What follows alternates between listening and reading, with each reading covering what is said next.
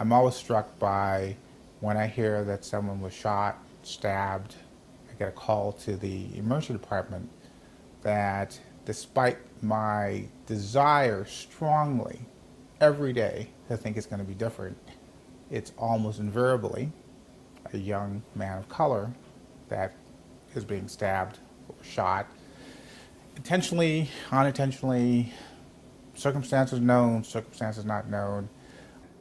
Intentional trauma is always a story, and the story is not one of just that incident. Within the context of violent trauma, there are times when some cities in America feel like a war zone,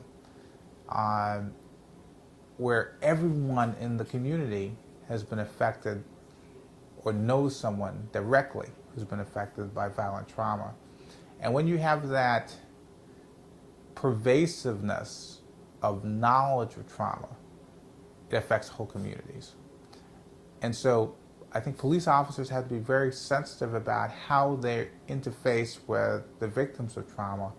Again, largely because the issue is that it's not just isolated.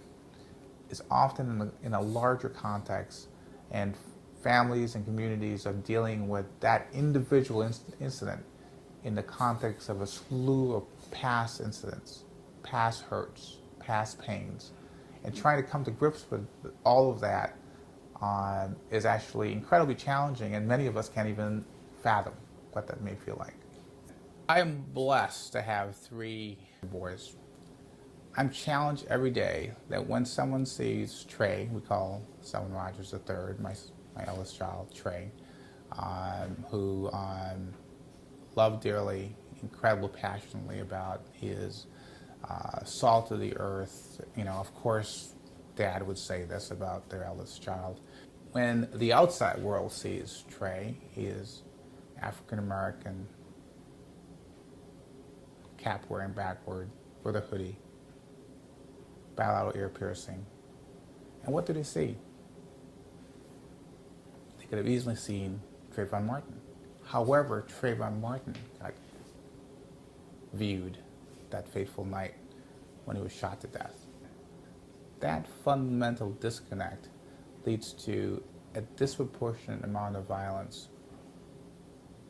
bestowed upon African American men of color in our society, where unfortunately, when those young men interface with the grocery store, the police officer, disproportionately a set of interactions happen that are almost scripted and have less to do with the individual kid and more to do with society's biases about who that kid represents.